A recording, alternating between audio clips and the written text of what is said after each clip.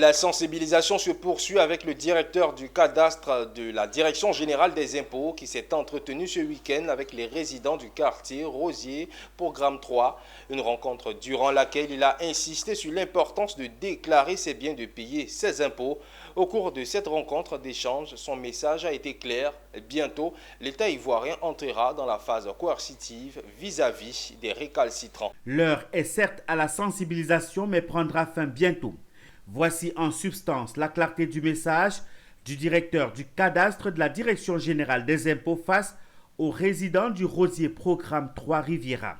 Cette réunion d'échange et de sensibilisation des résidents de la cité était surtout axée sur la nécessité de déclaration, le paiement des impôts et la sécurisation des biens de la population. Nous sensibilisons, nous appelons les concitoyens à comprendre pourquoi ils doivent payer l'impôt, puisque c'est à leur bénéfice. Le produit de l'impôt foncier est affecté aux collectivités territoriales, districts, communes, régions, qui les gèrent dans leur localité, affecté à l'ANAGED, l'agence chargée de la gestion des déchets, qui reçoit le produit. Donc l'impôt est un impôt qui est vraiment au bénéfice de nos populations. L'État envisage de passer prochainement à la phase coercitive à l'encontre de ceux qui refusent de se conformer aux obligations fiscales.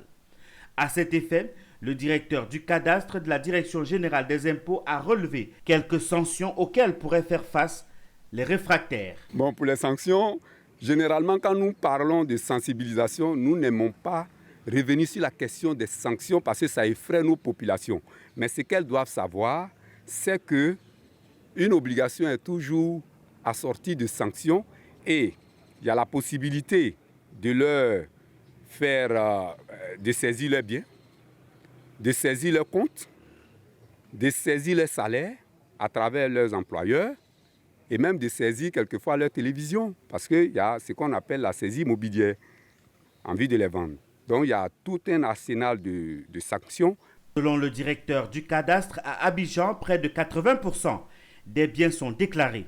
Sur 26 millions d'habitants sur l'étendue du territoire ivoirien, l'on enregistre environ 700 000 contribuables.